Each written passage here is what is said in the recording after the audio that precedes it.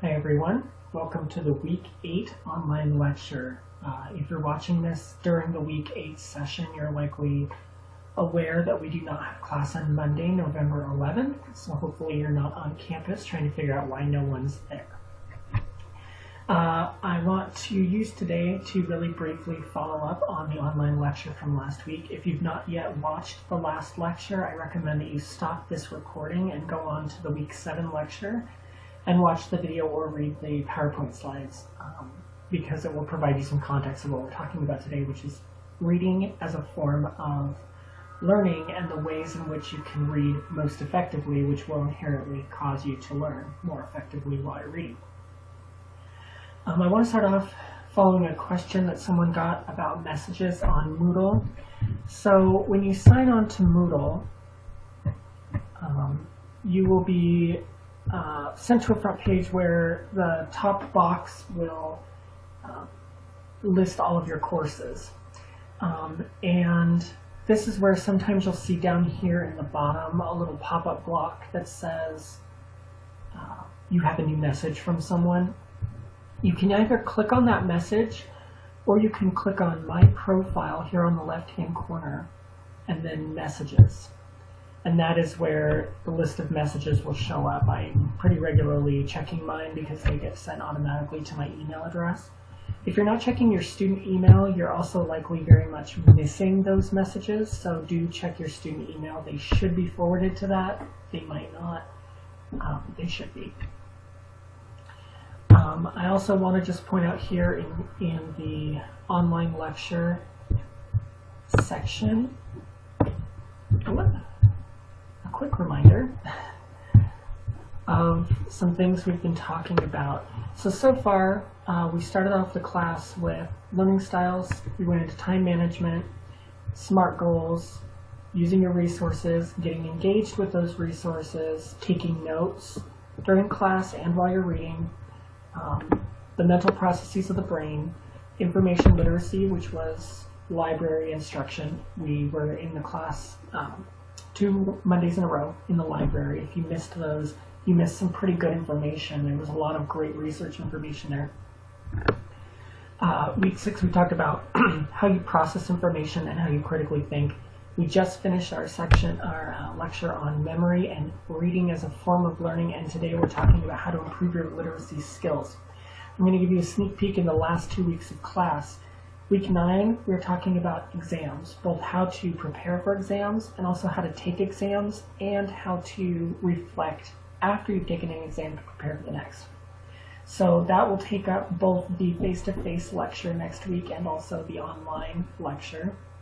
And our final lecture will be charting a course to completion, essentially talking about how you can use your advisors and your program experts to help you plan out the next couple of years or months to finish your degree or your certification if you've not already had those conversations.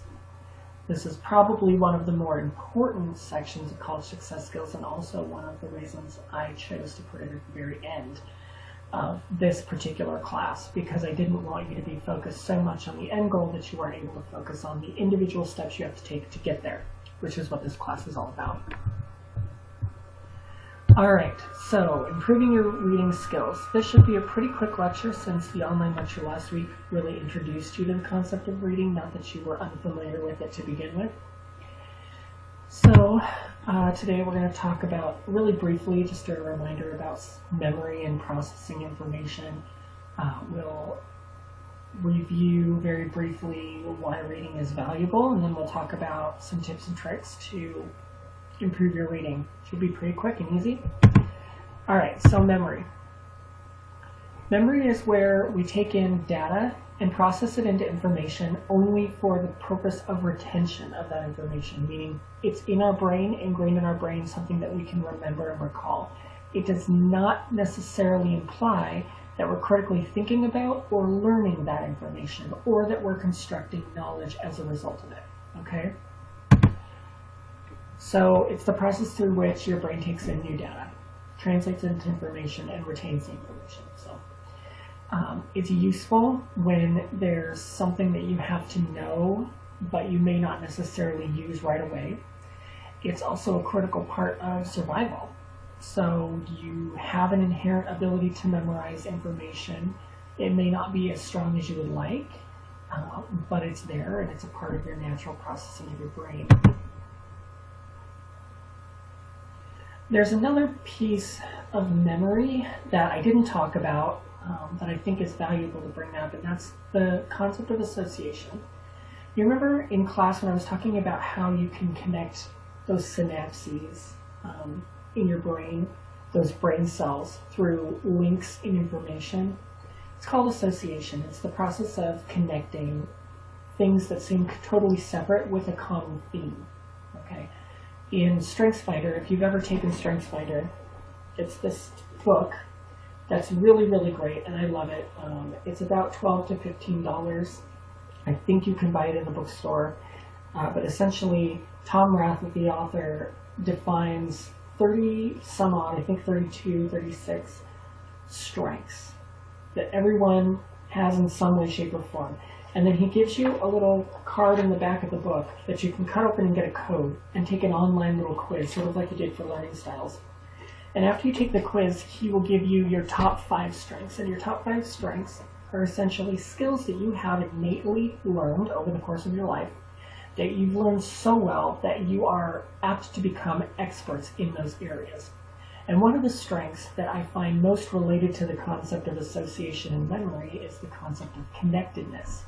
The ability to draw those association lines between things that seem completely separate and find the common ground. I'm not trying to sell you the book. I don't make any money off of the book. But if you're looking for a good read and you don't have a lot of other stuff to read, which may seem like a laughable concept when you're in college, definitely take a look at it. There are certain college success skill classes and career success skill classes at the higher level that you can take that actually ask that you use this as a textbook so that you can learn how to leverage those strengths in a team environment and also in a career mobility environment. Okay, so learning by reading. A lot of your instructors will expect that you understand everything that is not only covered in class through lectures and course discussions, but also in the texts. And that will include those little articles and things that they print off or give to you online. So obviously it's valuable for that. It's also valuable because it takes information that you have memorized and creates knowledge as a result of that. So we talked about the knowledge construction process last week's online lecture. This week I'm just reinforcing that reading is really a great gateway into deeper construction of knowledge. So it's valuable because it's a consistent way of learning information. Whether you read super fast, kind of slowly, really well, really not so well, whether you read a lot or not a lot at all, the written word is a way in which you have learned over the course of your education, no matter which educational system you've come from. If you are literate and able to read what's on this slide now, you have at some point taken in information through the course of reading. So reading carefully, obviously important, but it also allows you to provide context and meaning, which allows you to derive knowledge from information. So taking notes and looking up unfamiliar concept enhances the ability for you to learn. So we talked last week about if you're taking notes, Cornell Notes are really great to use when you're reading because that left-hand cues column is where you can write those words you don't understand along with their page number, look them up later, and then just reread that section so that you can get a good grasp of exactly what's being talked about without having to reread the same sentence over and over and over again. Okay, so literate, I've used that word just now. You may not know what it means. Literacy is essentially the ability to read and also write to a certain degree. But read is really the more salient skill and one that you'll have to have in order to function in really most careers. Whether you're reading a technical manual, a manuscript, or you're reading instructions for how to do your job. It's absolutely critical in the English-speaking world. So when we talk about literacy, it's not a matter of getting you to the point of literacy. That you're learning in adult basic education courses or you already have from high school. But a higher level of literacy indicates that you have a stronger ability to comprehend complex information through reading. Okay? So being more literate does not mean that you read faster. It does not mean that you read and understand a sentence immediately after reading it.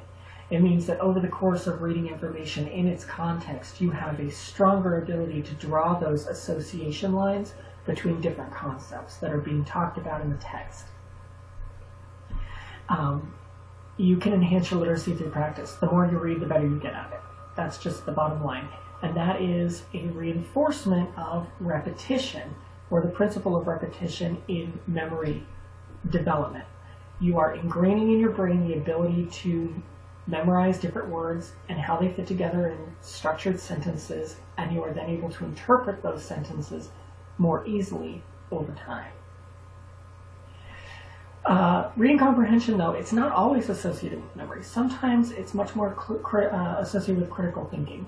So if you're reading a text that's way outside of your reading level, okay, if you have a sixth grade, say you have a student who's in sixth grade, a kid who's in sixth grade, and that kid is reading a book that is meant for high school seniors. They're going to struggle, likely, with the ability to understand what the book's talking about. Not because they don't know what the words and the sentences mean, but because the structure and depth of that book is so much more advanced than what they're used to. Over time, if they challenge themselves with that text, they will learn how to understand it much more quickly than those who just wait until the 12th grade. But it can really be a time-consuming process, and not something that a lot of college students have time to focus on. So, bottom line, reading is important, reading good. Hopefully you already knew that. Alright, so here's some techniques for improving your reading skills. Some of these are not obvious to people, okay? So when I talk about this, just keep an open mind and recognize that these are well-researched things. Kovar, the guy who wrote these techniques online, is a professor who noticed that there were certain skills that people in his English class were gaining as a result of certain techniques they were using than others, and he found that it was actually regardless of their learning style. If they used any one or multiple forms of these reading comprehension techniques, they were able to more quickly move through the chapters that were required each week and did better on the exams following the chapters. So that's good information for us to have. We want those things to happen. You want to be able to get your homework and reading done quickly, but also make it effective so that you can remember the information and learn it. Okay, so the first technique is called predicting. And predicting is where you read the header of a specific section or chapter, and you start thinking in your mind before you start reading exactly what you believe, based off of your experience, that chapter is going to be talking about. So for example, if you're in a business class and you get to the chapter on creating income statements, and the section you're about to read is how to define an asset, you might stop yourself before you start reading and thinking, well, I know what assets are. Assets are positive contributors to a net profit. Assets are things that we own that can be liquidated. I know that assets are good. Assets are good. So in predicting, you are identifying through your own experiences, through people talking to you or lectures that you've had, an idea of what the concepts are going to be. That prepares your mind for more advanced information because you're able to breeze through things that confirm what you thought you already knew. It also gives you the opportunity to challenge what you already knew when you come across something that conflicts with what you've predicted. Say you come across a piece that say actually assets can be a negative thing for certain businesses because they put you in different tax brackets.